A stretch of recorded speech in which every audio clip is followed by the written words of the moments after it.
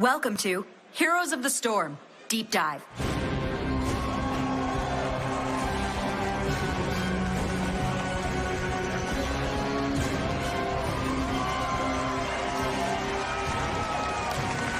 Hi, BlizzCon. See you all here. Thanks so much for joining us. I'm Kaeo Milker. I am the production director for Heroes of the Storm. I'm joined today. Oh, hey, thanks. I'm joined today by a couple of our developers, and we're going to dig into some things on Deathwing and more. But before we do that, I wanted to catch up a little bit for those of you who haven't been paying attention to all the things happening in the Nexus. So a lot has happened. And hold on. There's more stuff. So I keep saying how much we love this game because it lets us do so many fun things with our favorite worlds and our favorite characters. And this past year's been no exception. We've really found our groove with our seasonal events, and we've been having a ton of fun bringing those events to you with new skin themes, cool rewards every time you play, every mode that you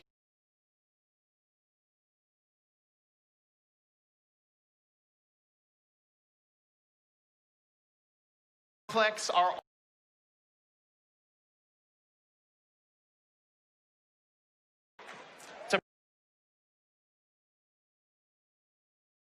Storm 2.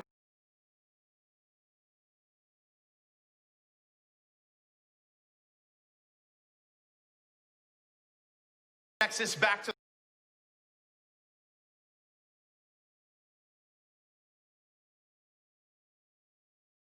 come in yet, you haven't completed your quests and got your rewards, please do that because it's going to be ending here in just a couple weeks. So clearly we love bringing new content to the game each season, and this is something you can expect from us moving forward.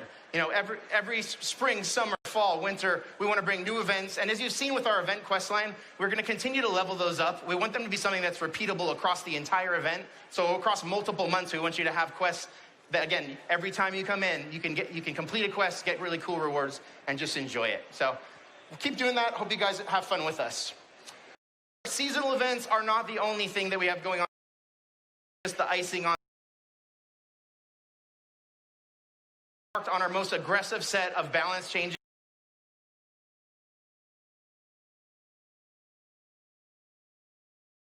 Significantly reworked.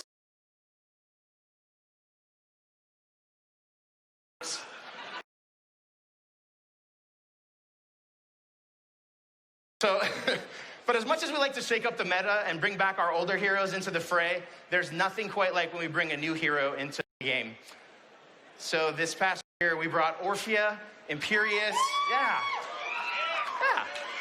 We brought Anduin, all right. And then Kira as well, all right. So, you know, the team loved the challenge of bringing a new hero into the game. And this is something that really is at the core of what we do, and we have a lot of stuff going on. But as we planned for the BlizzCon hero for this year, there was really only one hero that all of you have been asking for years. And then when we sat down with the team and we really took a vote on, like, what do you guys want to work on? What are we excited about? There was really only one that we wanted to work on next. So we were so excited to bring Deathwing to the Nexus. He is finally here. And again, this hero is such a long time coming, and he's literally the biggest thing that's ever come into the Nexus. So to hear more about the creation process behind Deathwing, I want to let some of the developers who brought him to life tell you more. And up first is Andrew Kinnebrew. He's an artist on the team. You guys see him very active on Reddit and our forums. Let's hear what Brew has to say here.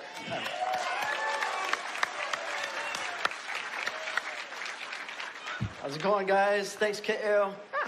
You guys ready for Deathwing? Yeah.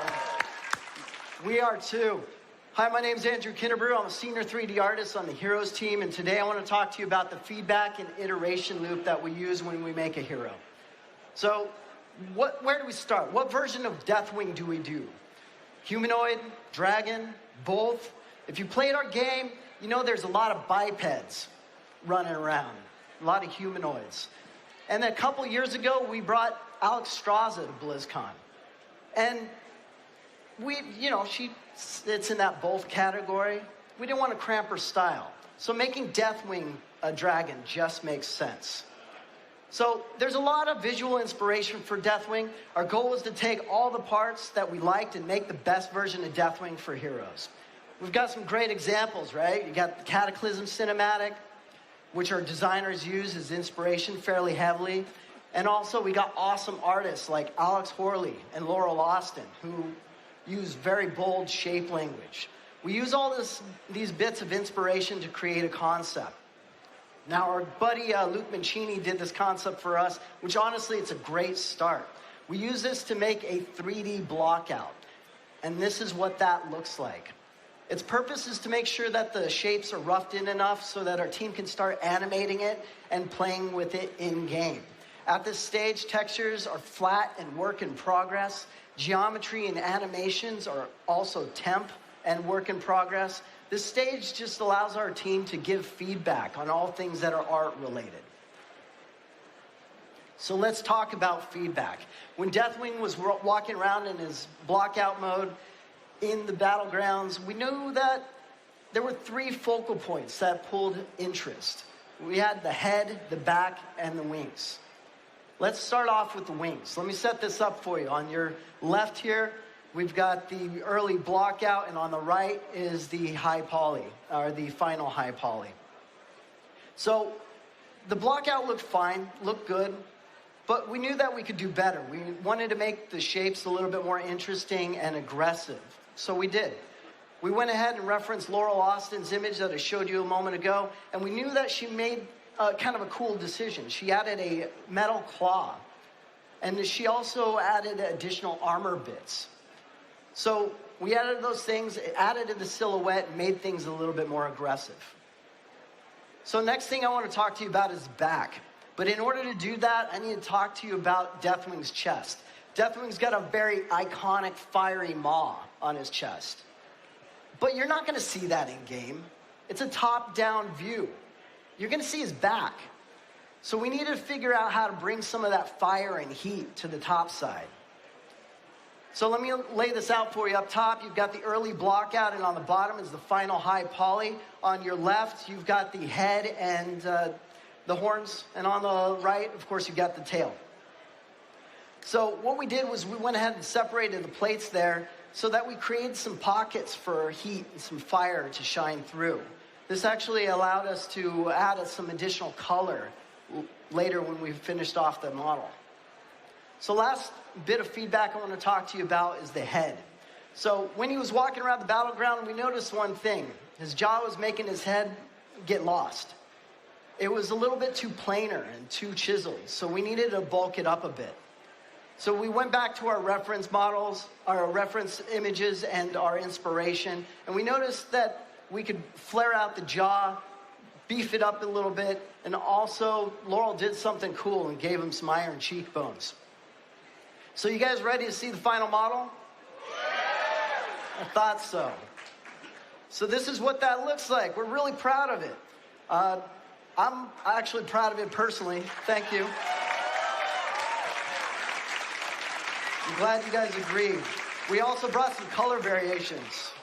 So this one's based off of one of Mephisto's color variations. And if you guys have played Warcraft 2, you should recognize this one.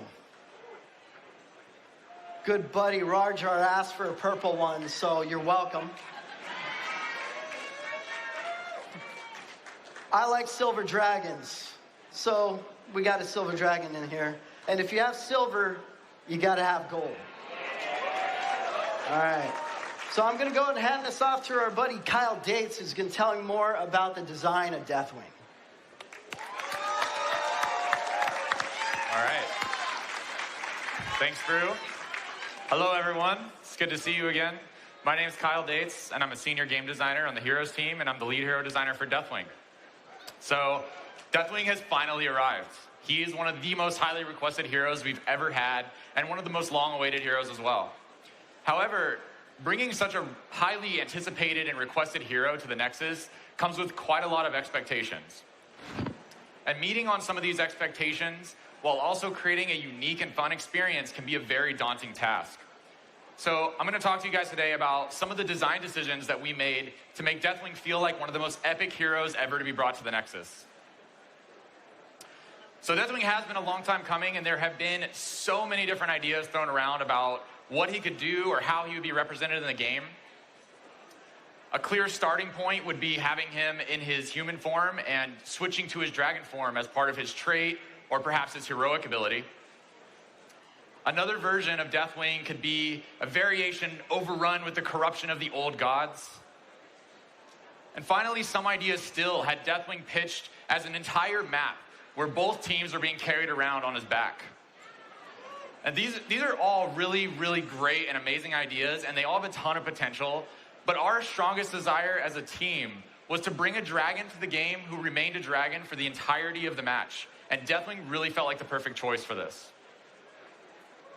We really thought that dragon form Deathwing was one of the coolest possible ways to represent him in Heroes, and we were extremely excited to see what that would mean for the game as we developed him further.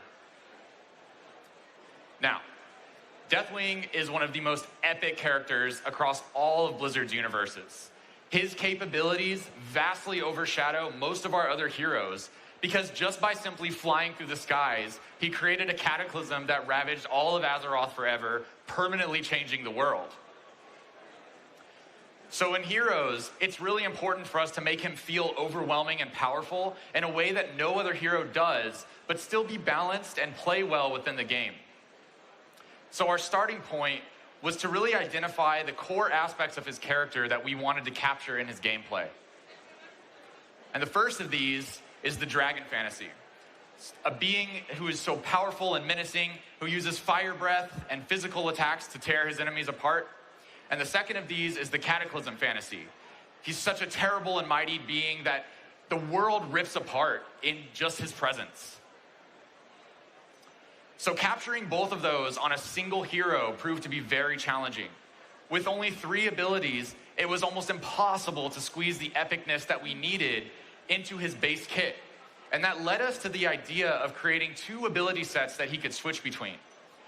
Now, Deathwing is known by many names across Azeroth, and 2 of these names really presented perfect ways to describe these 2 playstyles: the Destroyer and the Worldbreaker. Destroyer form is a close-range, aggressive melee kit focused on using dragon physicality to tear enemies apart and engage them directly. And Worldbreaker form is a mid-range area denial kit focused on ripping the earth apart beneath his opponent's feet. And the decision to allow Deathwing to switch forms really opened up a lot of breathing room for us on design to create more interesting and creative abilities. And in some, So once we had the form switching concept working, we were actually still working on developing the glue to tie everything together. We really wanted his trait to capture what it meant to be the aspect of death. So one of the mechanics we were testing at the time, which also really felt like something Deathwing would have, is the unstoppable status. So Deathwing is a massive dragon, and he's adorned with many armor plates that hold his unstable body together. And we were testing the idea that as long as Deathwing had more than a certain number of armor plates active, he would be unstoppable. And then when he lost some of these plates, he would actually lose the unstoppable status, which would allow enemies to use their stuns and slows to lock him down and take him out. But honestly, this really just didn't feel epic enough for us. Once Deathwing lost his armor plates, he would retreat from the fight like a cowardly whelp, hiding from his enemies until his allies healed him up. And there was also some awkward gameplay where gaining and losing unstoppable based on your health amount would confuse your allies and your enemies alike. Sometimes your stuns would work, and then sometimes they just wouldn't. So this ultimately led us to making him permanently unstoppable. This felt much more fitting to the aspect of death, and it's something that no other hero has. So to show this status, we actually spruced up his nameplate, which anyone who plays World of Warcraft should be pretty familiar with. And this not only allows us to show his unique unstoppable status, but also gave us a really interesting and cool way to show off the state of his armor plates. Now, despite having 2 ability sets, Deathwing does have some abilities that are shared across both of his forms. Obviously, dragons are known for their fire breathing, and Deathwing is no exception. Molten Flame is Deathwing's Q ability, available in Destroyer and Worldbreaker forms. It is extremely powerful, with some of the highest damage per second in the entire game. Truly appropriate for the mighty Deathwing.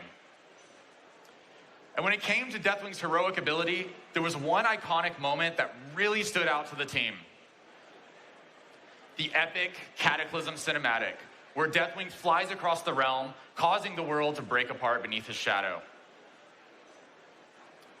Cataclysm offers Deathwing a very powerful engagement and mobility tool and feels very iconic to the aspect of death. In fact, during our testing, it was so iconic and powerful that we actually had trouble getting players to choose his other heroic. It also just really didn't feel like Deathwing when he wasn't able to use Cataclysm.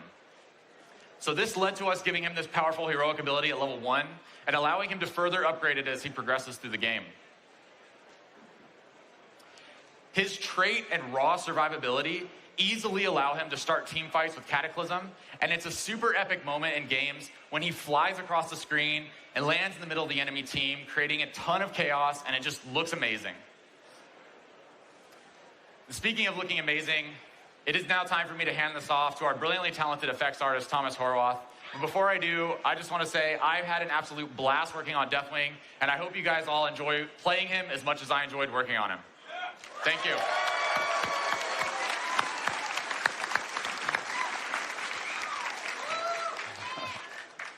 Thanks, Kyle. And hello, BlizzCon. I'm Thomas Horwath. I'm a senior effects artist, and I had the honor of creating the visual effects for Deathwing. Today, I'm going to share with you guys a little bit of the process that we went through while deciding the final direction for Deathwing's abilities, and how I crafted the effects to complement the power and presence that Deathwing demands when he enters the Nexus. As Kyle mentioned a moment ago, Deathwing is the most epic thing that we've ever put into the game, hands down. So the challenge I had was to develop the effects in a way that felt powerful and impressive, that satisfied the design goals of controlling one of the largest bosses in the entire Blizzard universe, and to do so without causing our tech artists to yell at me when they ran the performance reports. I think I got like 2 out of 3 of those, so we'll see. In order to match the ridiculous nature of this world-destroying dragon, I did something I've always wanted to do. I made all of his abilities feel like heroics. When I broke down each individual ability that Kyle designed for Deathwing, I realized that nearly all of them were of a size and complexity similar to other heroics in the game. Let's take a look. Here's Diablo's Lightning Breath, next to Deathwing's Q ability, Molten Flame. And this is Thrall's Sundering, compared to one of Deathwing's E abilities, Earth Shatter. And finally, Bellowing Roar, a talent you can choose, and only the second fear that we've ever put into the game, next to Gul'dan's Horrify, the first fear that we put into the game. Now generally, heroic abilities are the largest, most impressive, and most time-consuming work that we develop.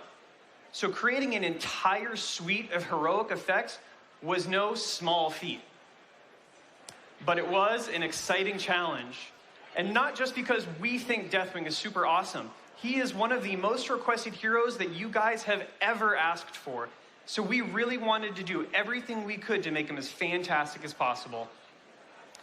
All right, so even though I crafted the visual effects for Deathwing, it took collaborative work from several departments, including design, modeling, animation, tech art, sound, engineering, QA, all of these to realize his final look. And to achieve that look, I knew I would need some key pieces of art to really sell his fantasy of fire and brimstone, namely fire and brimstone. So normally in Heroes of the Storm, lava and fire and water effects would use hand-drawn animations or complicated fluid simulations, pre-rendered, baked into a single texture, and then sequenced frame by frame into something we call a flipbook. This is one of the many texture assets used in Ragnaros' ability effects. Flipbooks are great for lots of things, but they're time-consuming to make, and they can get repetitive when you see them over and over again. They also add a lot of complexity when we want to make new effects for skins, which is something we take very seriously. It's never as simple as just tinting an ability another color. We could do that. It's something that we've talked about, but we feel that it wouldn't really be up to the standard that we set for ourselves, and in the long run, we feel it wouldn't bring the value that we try to provide when we create new skins for heroes. If we're gonna do it, we wanna do it right.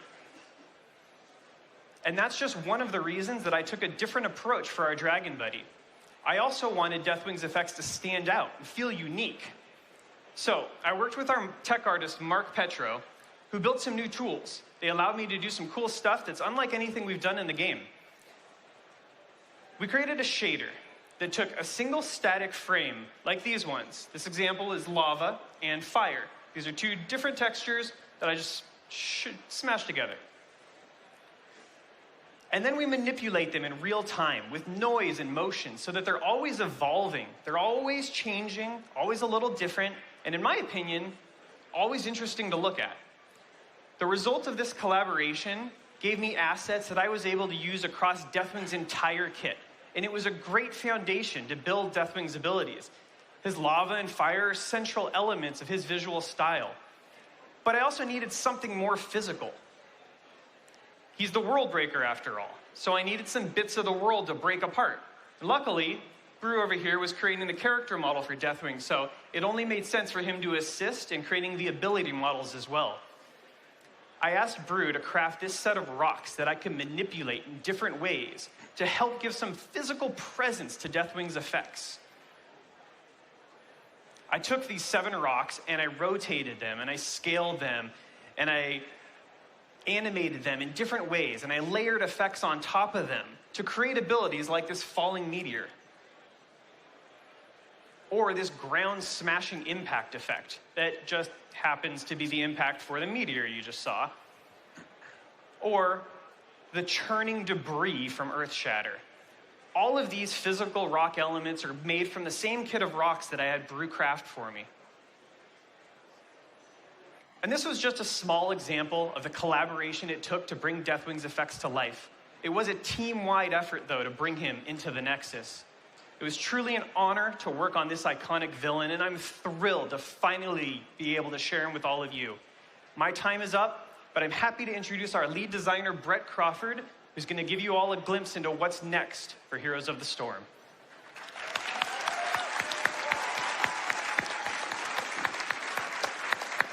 Thanks, Thomas. Hello, Blizzard family. My name is Brett Crawford. I am the lead game designer on Heroes of the Storm. And I am so excited to bring Deathwing to you guys today. The team has done an incredible job. His name has been being mentioned for years now, internally and externally, and we were never able to find the right time to get him to you. Today is that time. He is here on the show floor. If you haven't had a chance to check him out yet, go to the arcade, play him, and let us know what you think. But we've heard a lot about Deathwing so far, and I have the opportunity to tell you about some of the other things coming right around the corner. So without further ado, let's jump into it.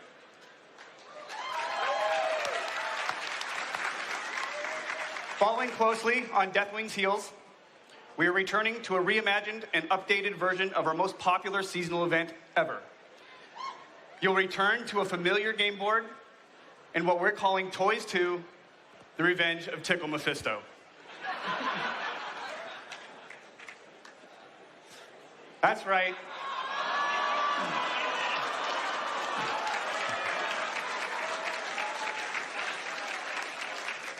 The Lord of Hatred has put it on himself to spread holiday sorrow to all those around him.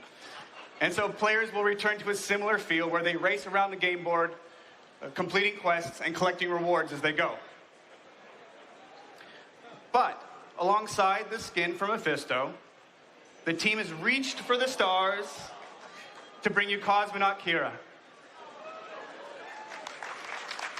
while also trying to stay grounded by bringing you the first ever interactive mount. People that own the Toy Train mount will be able to share it with their allies.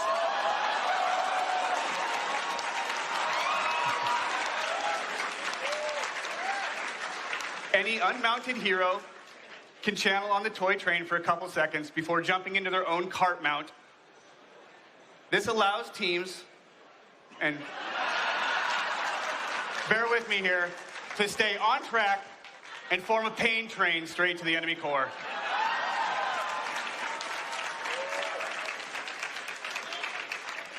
As we move into the new year, we're also looking to replace our yearly gameplay updates with something a bit more focused and strategic. In the past, you've seen us bring a suite of systemic changes to the game at the end of every year. We feel like these have been healthy for the game, although they've always caused a little bit of a stir for the community and have been really hard for us to predict all the things that could happen because there were so many moving pieces. Well, moving forward, and with the release of Deathwing, and coinciding with every season roll of Storm League, we are bringing to you Nexus Anomalies. These are targeted changes that affect the entire game that we can then try out, listen to your feedback for 3 or 4 months, and either iterate on them or remove them completely before bringing in the next round of changes.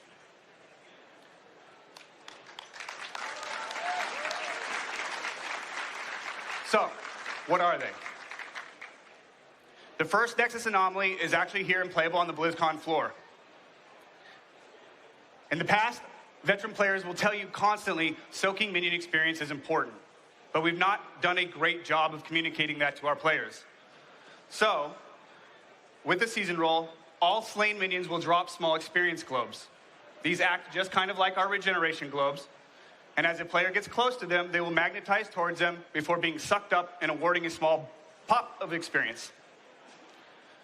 While educating players is important to us for sure, we also fell in love with the gameplay that this brought to skirmishing over them. And one of the largest pieces of feedback that we've received over the past year or so has been the slow loss of a meaningful solo lane. These changes have helped bring that back, and we're excited to see what you can do and what you think about them. For our dedicated Storm League players, we are making a change next season as well, where master level players and higher can only queue with one other player, and those players must also be master level or higher. This should help curb some of the smurfing endeavors that are going on and allow the ladder experience to be more fun and less exploitable moving forward. But as you're climbing the ladder, it's important to show off your hero mastery. A couple weeks ago, we released the first 2 hero mastery rings. The community has loved them for the most part, but they have been giving us a lot of feedback, and we've been listening to that, and we have a couple quality of life changes that we're bringing to you very soon, one of which being able to turn them on or off as you will, and, excuse me, able to turn them on and off as you will, while also designing the level 3 and the level 4 rings. These will unlock at hero level 50 and hero level 100 respectively. And to add the epicness to the level 4 ring, we're adding brand new tech to the game to show you the actual hero level on the ring itself all the time. So you'll be able to show off your 158 Probius or your 700 Butcher or whatever you're doing. But in order to actually see the hero master rings, you also have to be able to get into a game. And while I don't have a pretty slide to show you today, I can tell you that our engineers are hard at work getting ready to set up the framework for both a ready check on game creation and an auto re-queue system for you and your party when a game fails to create, which will interject you back in.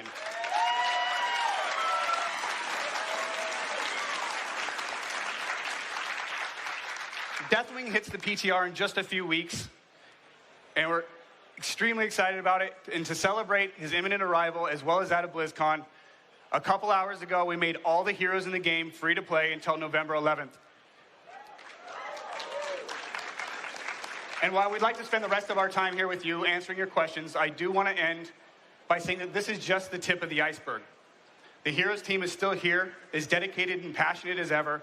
We're listening to your feedback and your comments. It is extremely important that you keep giving them to us. It directly forces the development of the game to go that direction, so we appreciate it. And most importantly, I want to say welcome home.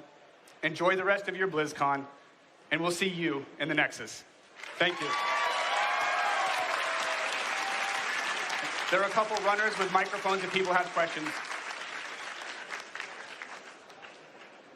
Yep. Got microphones here. Microphones and in here and here.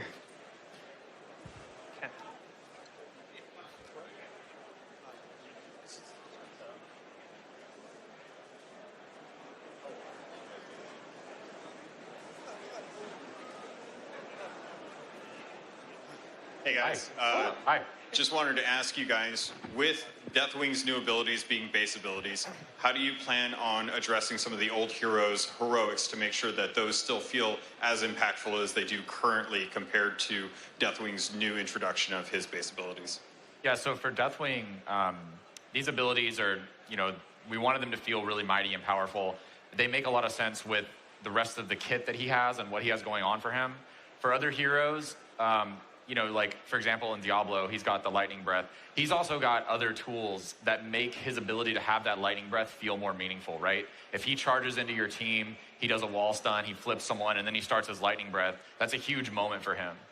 He has a little bit more control over it than Deathwing does with him. There are limitations that Deathwing has that makes, the heroics that those heroes have still feel very meaningful and relevant. Thanks. Hi. Hi. I just want to say thank you so much for all the work that you and the rest of the team members that aren't here that you do. I and all of my friends, I have a lot of friends that love this game, and we just want to let you know that this community is much larger than many people think. Yeah. We love you. Thank you.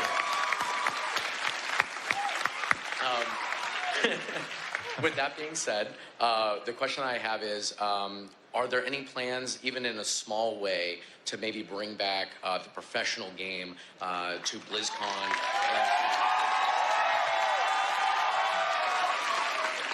Yeah, I'll take that. Thank you for the kind words, too. We really appreciate that.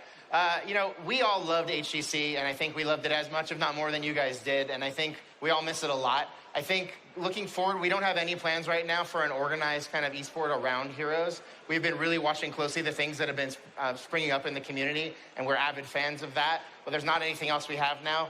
I think we all will kind of continue to mourn that and look for the biggest opportunities for us to see this game played at the highest levels. Thank you. Yep.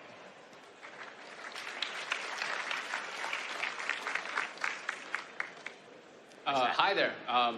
First of all, I want to say thank you for making this game. It's an amazing game. Now, the question that I have, I'm asking about the upcoming Nexus Anomaly and how we have little experience bubbles that we need to collect. How would that affect Abathur? As you can tell, I'm kind of an Abathur player. That's a great Would he need to question. step into the lane to get experience, or? Nope, we do actually make a couple changes to some of the heroes. Abathur will be gaining any of the experience globes that he kills with his symbiote. Will just get sucked up into the hat. And then also things like Ragnaros' Lava Wave, those will just be sucked up as they get killed. So we are making certain exceptions to it for these heroes that have global abilities or other things, so you don't lose that experience. Thank you so much. Yeah, thanks.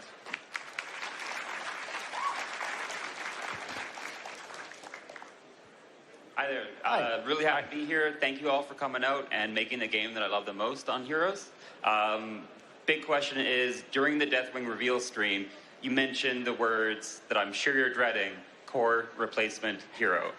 And he would have been cool, but I mean, there's old gods and stuff. So I'm just wondering, what are the current thoughts on that? Or is it still something you're kicking around?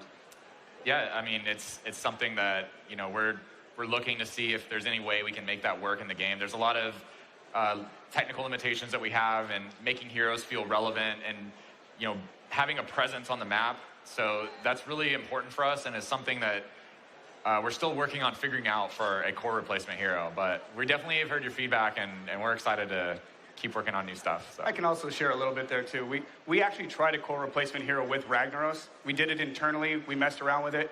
There's a lot of design challenges that come behind that, especially a lot of players when they're playing, they want to be seen on the battlefield. And a core is not really looked at unless it's dying. So if your core is your hero, and the only time the entire game ever sees you is when you're getting blown up, it doesn't feel great. But I think there are ways that we can solve those things, but we do run into those design challenges as well. Perfect. Thank you. Yeah, thanks. All right, first off, I really want to thank you all for all your hard work and really sustaining this game that we all really love and been playing for years. So I know that it's been, removed indefinitely for now, but some of us want to gather more skulls. So when is Haunted Mines coming back, if at all?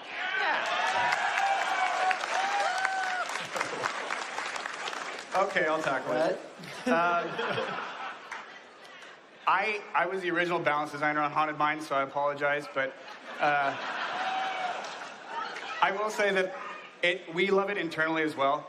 There's a few design challenges with the map that I think that we can get over, and we've actually been playing with both it and Blackheart's Bay and some changes internally.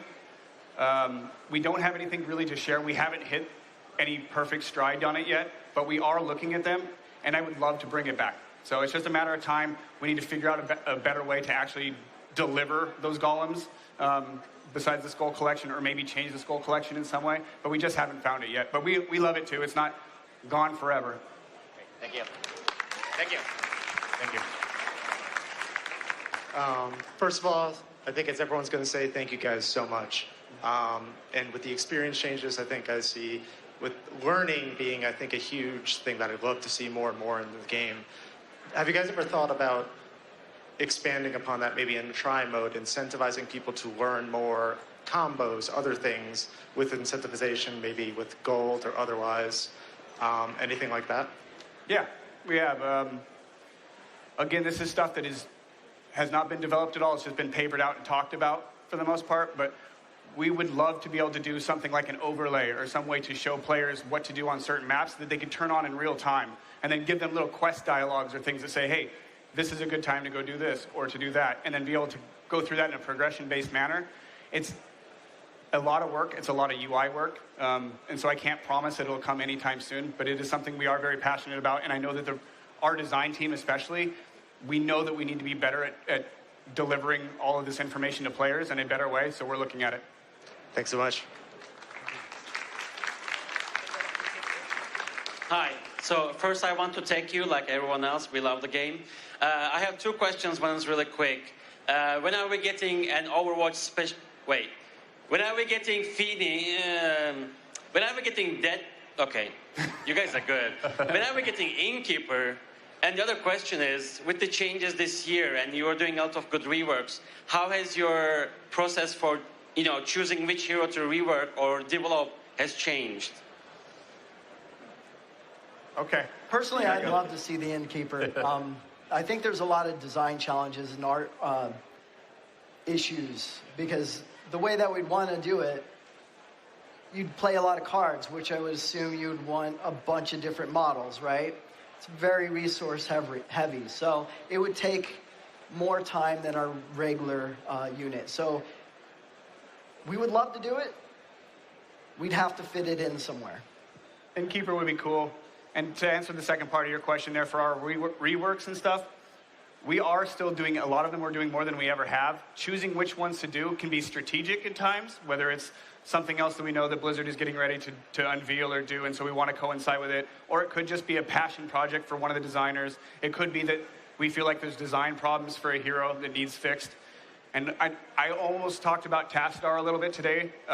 He is still on the way. He will be changing into a ranged mage to give you some more information on him, but Nice. He's in the works. He's coming soon TM, as Blizzard would say. All right. Thank you, guys. Hey. Hi. Hello. Just a question regarding Deathwing. Yeah. I understand that Deathwing doesn't gain bonuses such as healing speed from his allies, but does he get bonuses such as the damage bonus from objectives on the map, such as Alterac Pass? I believe he does. I think, yeah, he does. Yeah, Along those lines. He gets the damage buff from the map objective. Okay. Yeah. All right. Yeah, the main thing is he's basically treated like a vehicle, essentially. So like anything that would or would not work on a vehicle is basically the way it would work on Deathwing. So if like the Dragon Knight can get a damage buff, or I know you can't have the Dragon Knight on Alterac Pass, but like Void Prison will hit him, but like Lucio's speed boost won't work on him. So things like that. But yeah.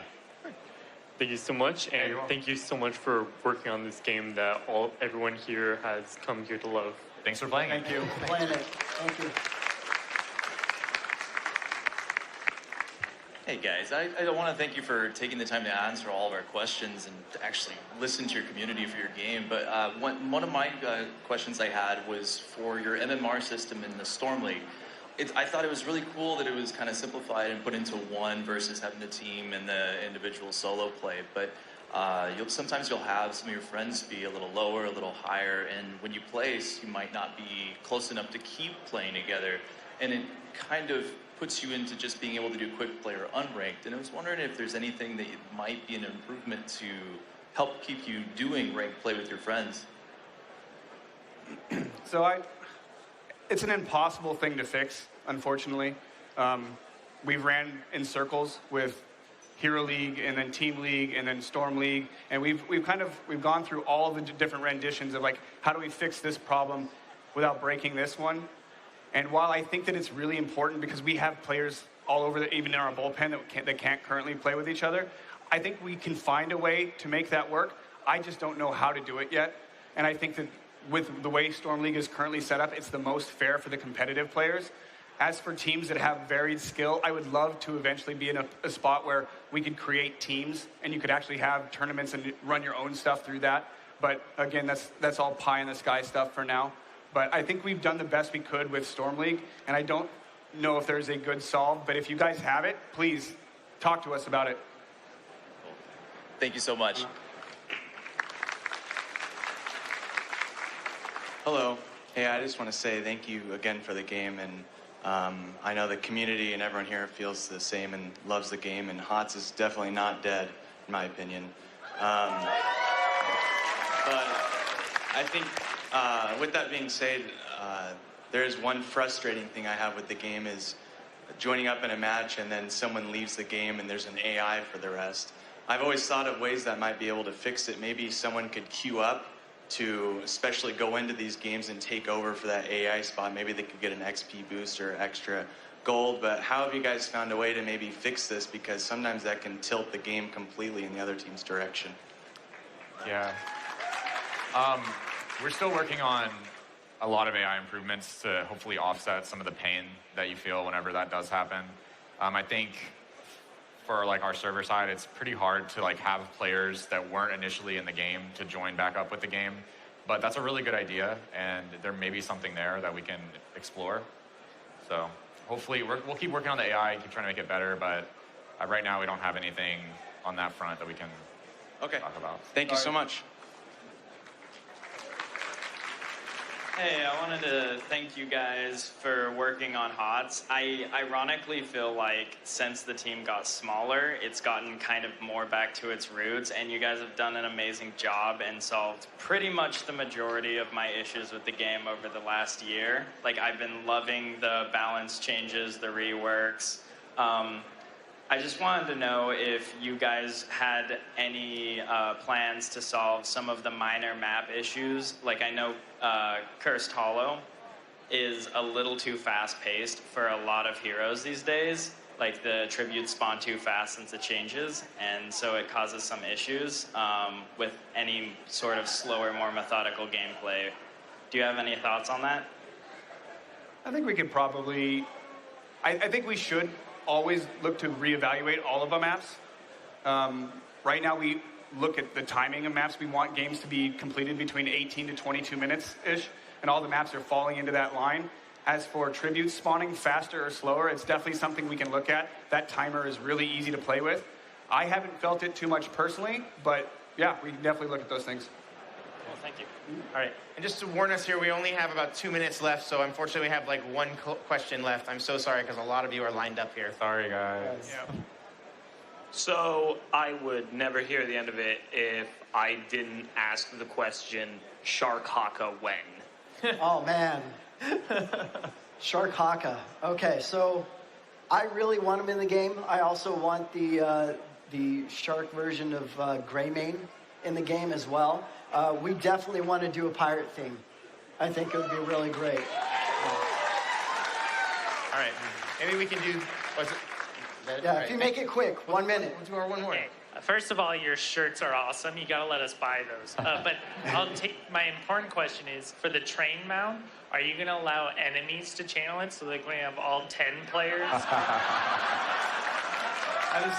I don't know if it's a really good idea. I think. Can you do that? Why would we not? Why would we not? I don't Why would we not allow I that? don't think there's We'll currently go test it. any implementation. We'll figure it out. It's a really good idea, and we're gonna look into that. That sounds awesome. All right.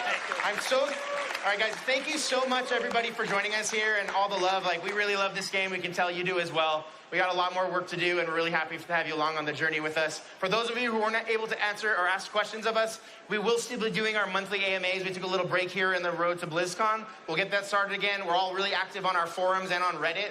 Ask your questions there. We will jump in and answer them. Thank you so much. We'll see you in the Nexus. Thank you, guys.